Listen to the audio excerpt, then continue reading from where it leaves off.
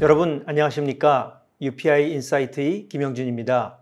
지난 8월 25일 워싱턴에서는 트럼프 대통령과 이재명 대통령의 한미 양자회담이 열렸습니다. 이번 회담은 단순한 외교 이벤트가 아니라 한국의 경제적 부담과 국제 질서 속 한국의 위치를 적나라하게 보여주는 중요한 사건이었습니다. 이에 대한 심층 분석을 UPI 인사이트에서 보내드리겠습니다. 회담은 약 50분간 진행됐습니다. 표면적으로는 투자 확대, 동맹 강화, 한반도 문제 같은 주제들이 다뤄졌습니다.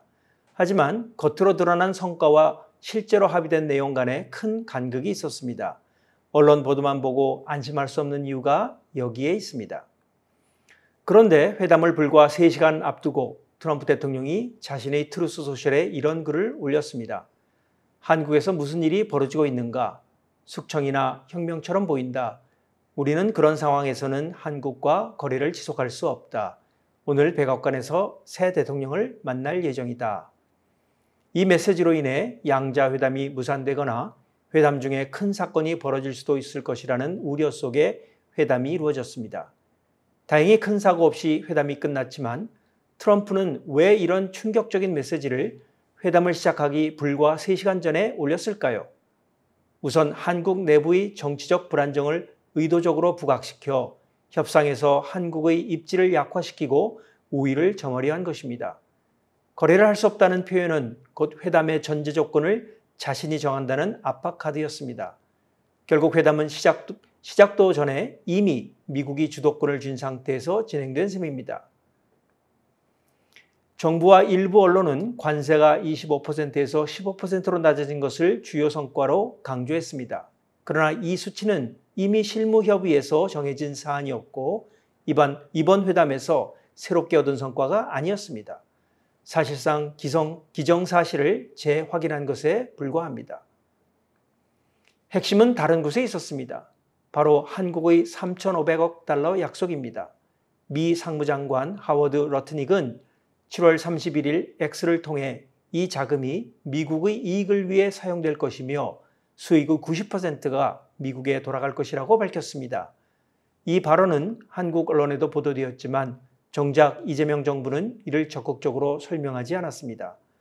러트닉 장관이 한미회담 다음 날인 8월 26일에 CNBC와의 인터뷰를 직접 들어보시겠습니다. Mr. Secretary, it's Leslie Picker here. As we're kind of thinking about this concept of a U.S. sovereign wealth fund, would the administration commit to having an independent board oversee it? How exactly would these stakes be assessed to prevent politicization? Well, let's be clear. There's no sovereign wealth fund now. We're not spending the American taxpayers' dollars on anything, right? Biden gave away $11 billion and Donald Trump took back, right, an equity stake for the money that Biden had given away. We're not starting a sovereign wealth fund. What you're going to see is you're going to see a national and economic security fund built with the Japanese money, the Korean money, and other countries' money. They're going to give us money to build our infrastructure out in America. Those are the deals that Donald Trump made using his tariffs, not using the money from the tariffs, but using the commitment of these countries that fundamentally understand a strong and powerful America is necessary for the world to be successful. 러트닉 장관이 설명한 구조는 이렇습니다. 한국이 낼 3,500억 달러, 일본이 낼 5,500억 달러, 그리고 앞으로 다른 나라들이 낼 돈들이 미국이 주도하는 국가경제안보기금으로 들어가고 그 자금이 미국 산업 부흥의 원천 자금으로 사용된다는 것입니다. 즉 한국의 돈이 미국의 경제안보 전략의 한 축을 떠받치게 된 것입니다. 문제는 이 약속이 한국 경제에 차지하는 비중입니다. 일본이 약속한 5,500억 달러는 GDP의 13.8%이고 EU의 투자액 6천억 달러는 GDP의 3%밖에 안 됩니다. 하지만 한국이 약속한 3,500달러는 한국 GDP의 19.6%가 됩니다. 외환 보유액으로 비교해보면 문제는 더 심각해 보입니다. 일본의 경우는 42%이고 EU는 20.2%에 해당하지만 한국의 경우에는 무려 85%에 해당되고 추가로 기업들이 약속한 1,500달러를 합하면 총액은 5천억 달러가 되어 금년 8월 말 기준 한국의 외환 보유액인 4,163억 달러를 초과합니다. 결국 일본이나 유럽과 비교했을 때 한국은 정확히 말하자면 한국 국민은 턱없이 큰 부담을 안게 된 것이고 미국은 이를 통해 누가 가장 약한 고리인가를 보여준 것입니다. 그렇다면 왜 한국에 더 큰 압박이 집중되었을까요? 미국이 특히 한국으로부터 GDP와 외환 보유액에 대비해서 큰 비중의 대규모 자금을 이끌어내고 관세를 지렛대로 쓴 과정 자체가 베이징을 향한 다중적 메시지라는 것입니다. 첫 번째 신호는 능력 신호로 미국은 단기간에 동맹의 거액 자본을 모아 미국 재산업화에 투입시킬 수 있다는 것을 보여준 것입니다. 즉, 공급망을 재편하고 첨단 제조시설을 본국으로 회귀시킬 수 있는 실행력이 있음을 보여준 것입니다. 두 번째는 의지 신호로 미국은 필요하다고 생각되면 관세, 수출 통제 같은 강경 수단을 상시 옵션으로 쓸 수 있다는 것입니다.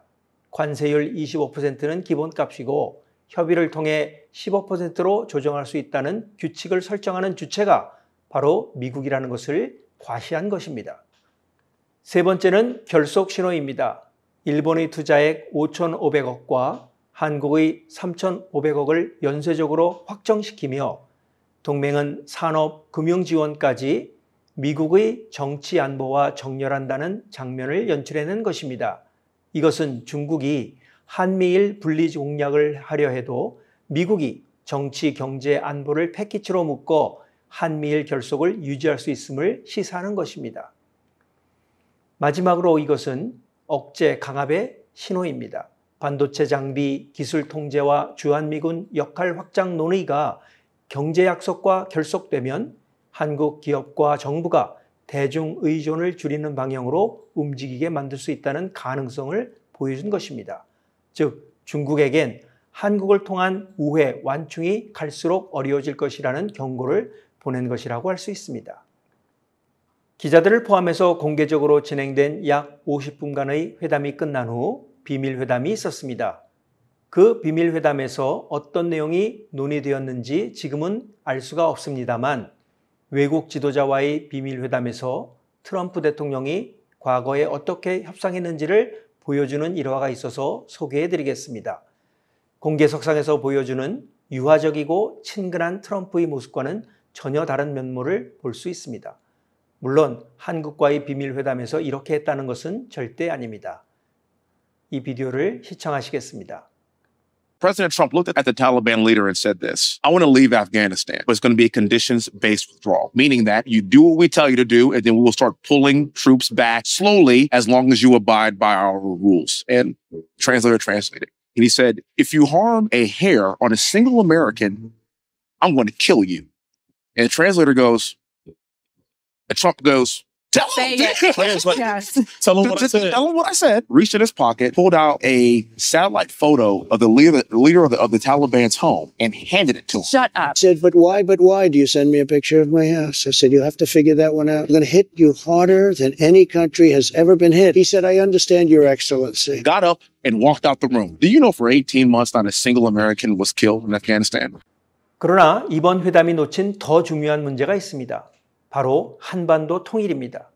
전직 미군 장교이자 한반도 전략가인 데이빗 맥스웰 글로우피스 재단 선임 연구원은 UPI 논평에서 이번 회담이 경제와 투자와 관세 문제에 매몰된 나머지 통일에 대한 비전과 실행 계획을 논의하거나 합의하지 못했다고 강하게 지적했습니다.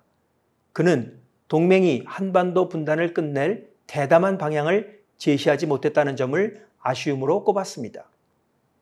맥스웰 선임 연구원이 통일을 강조하는 이유는 4가지입니다.